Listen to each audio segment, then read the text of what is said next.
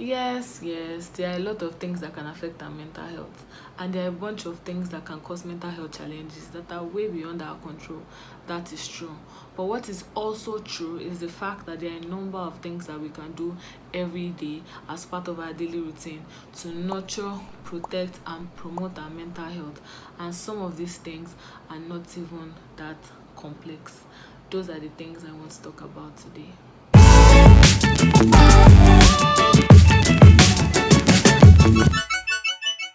Hi guys, and welcome to my YouTube channel. I am Oroluwa Onun, and this is my channel. Oh yeah, welcome to my channel. Anyways, thank you for being here. I typically film about mental health, emotional healing, and my Christian journey. If this is your first time of being here, I'm so glad you found out about this channel. Please stick around, hit the subscribe button, give this video a thumbs up, actually drop a comment and share. And if you are a returning subscriber, I'm so thankful. I'm so grateful for you. Please hit the like button, please share, and please drop a comment. So it is not only when we feel like we are burnt out, we are depressed, we have anxiety to a maximum degree, and a bunch of things that we consider to be very intense that we need to protect our mental health. We need to nurture our mental health as part of our routine, as part of our life. You know, the way we do regular medical checks, the way we just work out and do a bunch of things to make sure that we're a-okay physically. It's the way we're also supposed to take proactive steps when it comes to our mental. So today I'm going to be talking about some of the things that we can do to be proactive when it comes to our mental health. We don't have to break down before we start taking it very seriously. Some of these things are things that a bunch of us probably already do. You know, so if that is your situation, just consider this video to be reinforcement of what you already do and what you already know, right? But if you know some of these things and things that you've not taken so seriously, then consider this video your sign to start doing them and to start being more proactive about your mental health. So the first thing I'm going to talk about today is nurturing your relationships. Actually taking care of the good relationships, the godly, the God-given relationships that you have, because loneliness is a very serious, let's call it a pandemic. Loneliness is very serious. It was so serious that in May the mental health awareness week was dedicated to raising awareness on loneliness. It is that serious. It is actually, and you know, with the way the last 2 years have been, social isolation has gone up a notch, and many people are facing the consequences of that. It's not a cute thing to say, oh, it's just, you know, when someone just writes a song that they are feeling lonely, or they just say, oh, I feel lonely. It's not always that cute. Sometimes it can actually cause very debilitating situations. It can even lead to stuff like depression. So yeah, that's the first thing I want to talk about: relationships. Please nurture your relationships. Dates when you can with your friends, check up on them when you can. Just make sure that you are still in touch with people, so that it's not when you need help or when you need support that you're now wondering, oh, where can I get help? Or when you start realizing that, wow, I'm a little bit isolated. Or you know, you can be isolated even when you are around people, right? Where you are keeping so many things bottled up and you're not, you know, expressing yourself to anybody, even though you are surrounded by so many people. That can be a very messy place, a very messy situation. So yeah, the first thing I want to talk about is relationships. Please nurture your relationships. Recommit to your friendships, to the godly good friendships in your life, and stay in your people's life as often as you can. That's the first thing I want to talk about. So let's talk about social media. That's one of my favorite everyday tips when it comes to nurturing your mental health with very regular things. Because you don't have to know everything that is happening in the world on a regular basis. You don't have to know. You don't have to know everything that's happening in people's lives on a regular basis. You don't need to be in the loop that much. Nobody needs that much information.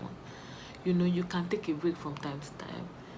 From time to time, you can actually, you know, say, okay, I'm cutting back on social media from this period to this period. And you can even go further and mute notifications. That's something I actually do very religiously. I take it very seriously, and I found it to be such a blessing. You can mute notifications if you realize that you don't a certain app is not for work, for example.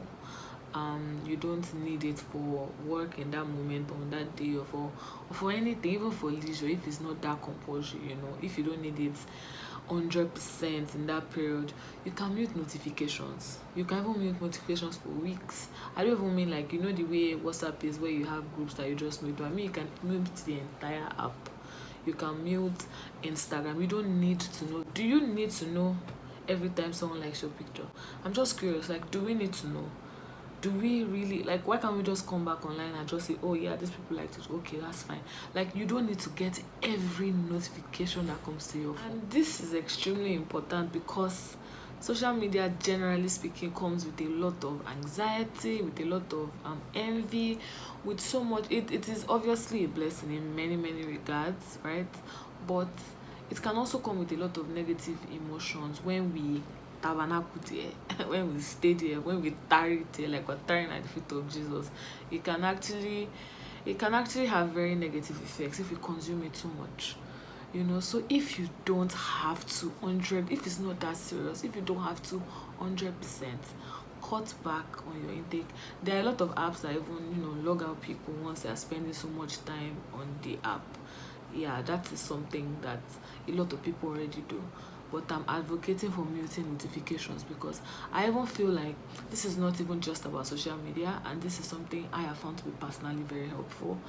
You can even, your phone, do you have to hear your ringtone all the time?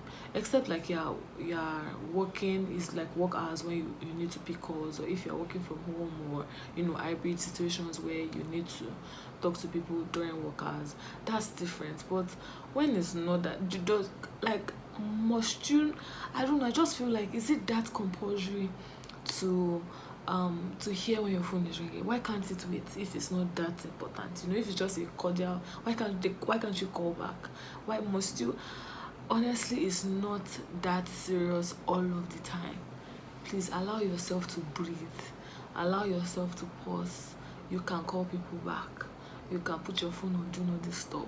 You can just put your phone on silent sometimes. There's so much peace that comes with silence. Okay, I'm already doing a little much on this, but you get the point, right? So let's talk about physical activity, because I know that many people already do that. Many people already enjoy doing that, right? And physical activity doesn't have to be only going to the gym to work out or working out virtually. It can actually involve things like dancing, gardening, strolling, jogging, taking hikes, walking, anything that is physically pushes you to be physically active, basically. And there's no pressure. It doesn't have to be something that someone else considers to be exciting. It is what you consider to be exciting that matters, as long as it's within the realms of what is good and godly, right? So yeah, physical activity is very important because it can relieve you of stress. It can lift your mood. It might sound very basic, but try being physically incapacitated, or conditioned to be in bed for one condition or the other, or stuff like that. You will see how devastating it can be to not be able to move around. So if you have the ability to move as freely as you can, maximize it and allow it to do what it can to your mood on a daily basis. So sleep is obviously extremely important, right? Right? And the truth is that it is beyond even the fact that you need it for to be able to function properly during the day. You actually need it to be able to control your emotions, regulate your emotions. Have you realized that when you are sleep deprived, you tend to flip, you tend to get upset, to be cranky much more easily? Sleep deprivation can actually cause that. Sleep is very important. It can even affect like your brain functions, the way you process things, your memory, your cognitive skills, basically. So sleep is very important, and the way to ensure that you are always 100% in that department as much as possible, anyways, is to have a very healthy sleep hygiene. So have a time that you go to bed every day as much as possible, a time that you wake up. Activities that are not supposed to be in the bedroom should not be in the bedroom. And make sure that your space is decluttered as much as possible, because clumsy spaces, untidy spaces tend to affect a lot of people mentally, tend to affect a lot of people's mood. It can just cause a downness, a just lowness in the mood when a person steps into a space that is disorganized, especially if the spaces where they're supposed to sleep. So make sure that your space is as clutter free as possible. Right, then make sure that the temperature, the lighting, the texture of your bed sheet and beddings is very nice and very good for your skin. All these things help to give you good sleep when you decide to hit the hay. So yeah, that's something that I want to talk about. Besides even getting good sleep, I want to talk about what happens when you wake up in the morning, because for a lot of people, especially if you live in a very busy city or a metropolitan city, or you have a very fast-paced career, a lot of people tend to just jump out of bed and just carry on with the day's activities. That's not always the best thing to do, regardless of your religion or your faith. It's always wise to start your morning with some meditation, with some mindfulness before you get into any activity. So since I just mentioned mindfulness a little bit, let's talk about it, because it's a very important practice to integrate into your daily activity. Right? Mindfulness basically means being present, and it is probably one of the most powerful things you can do in your daily routine. So when you wake up in the morning, you can start with just thinking about what you're thankful for, with some meditation, just thinking about, this is what you want to achieve during the day, even if you did the night before, just kind of visualize your day.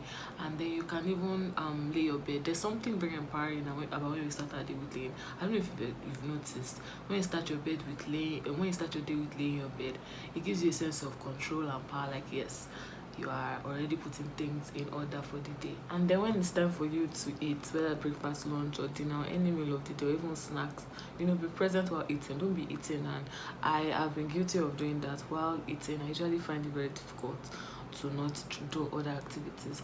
But mindfulness involves actually savoring every bite, every taste in the food. Be present. Romance the food, if you will. Be present while eating, actually sucking every juice, every fiber, every taste that is in the food that you're eating, or in the snack that you're eating. Present while people are having conversations with you, or while you're in the midst of people. Active listening, actually give them your attention. And anything you're doing, it gives us a sense of control. It helps us to manage stress. It reduces anxiety very, very drastically. It reduces stress levels, it reduces blood pressure. Mindfulness is such a powerful practice to integrate into your daily routine, and I totally recommend you doing that. Even when you get back home at the end of the day's work, or when you are about to shut down and just rest or go to bed or whatever, don't just slip into sleep, or you can actually just meditate a little bit and think and ponder, this was today and this was how. Another reason why mindfulness is so important is because it can help you to be more self-aware, more aware of how you're really feeling. It can also help you to manage emotions better, instead of allowing them to consume you and overwhelm you. If you just take some time to just spend time with yourself, be present with yourself, be present with your emotions, sit with everything that is happening, just fully immerse yourself in the present. It can go a long way into helping you be more aware of what is really going on the inside of you, and that is always a good thing. Something else that you can integrate into your daily activity is rest. I know that a lot of people actually rest at the end of the day, but even while working, you can take micro breaks. Just take a few minutes to just rest. Allow your brain to recharge and restore before you move on to the next task or have the next conversation or have the next meeting. It can be very, very stressful for anybody if you have to keep going from work to work or meeting to meeting without taking micro breaks here and there. So take micro breaks as much as possible during your day, and I know that your brain, your mental health will be very thankful. The last thing I'm going to talk about is immersing yourself in nature as much as you can every day, even if it's for 5 minutes, and if there's sun, if you live in a place that is not too cold, the climate has, features a lot of sun, you can just immerse yourself in the vitamin D, especially in the early hours of the morning, because so many studies have shown that there's a huge correlation between vitamin D and depression and our mood. So if you can step into the sun as much as you can, just immerse yourself in the sunlight. And also, beyond even stepping into the sun, you can also take strolls in parks. You can try to eat in a park instead of, if you have a park beside your office, or if you have a park before you get home, or if you have the beach beside you or something like that.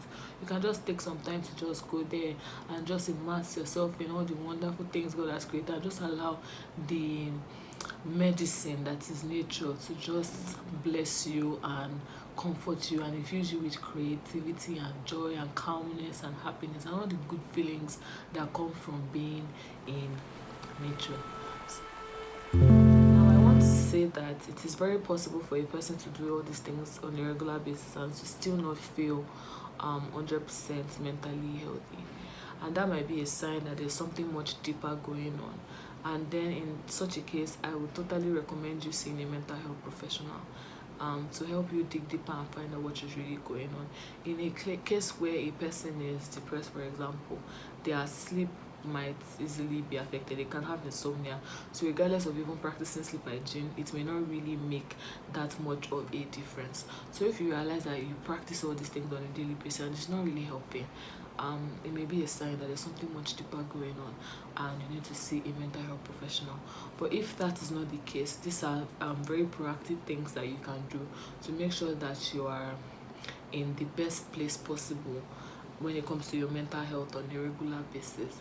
And I really hope that you take the time to just explore some of these things. If you already do some of these things, please let me know in the comments. I'd like to know which you do and how it's working out for you. If you don't, do you think you'll be willing to try any of these things I just said? Right, do share, let me know in the comment section. And also, if you found this video to be helpful in any way, please share with people in your circle, in your network, and don't forget to give this video a thumbs up. And I am so grateful that you stayed all the way to the end. Thank you so much, and I'll see you in my next video.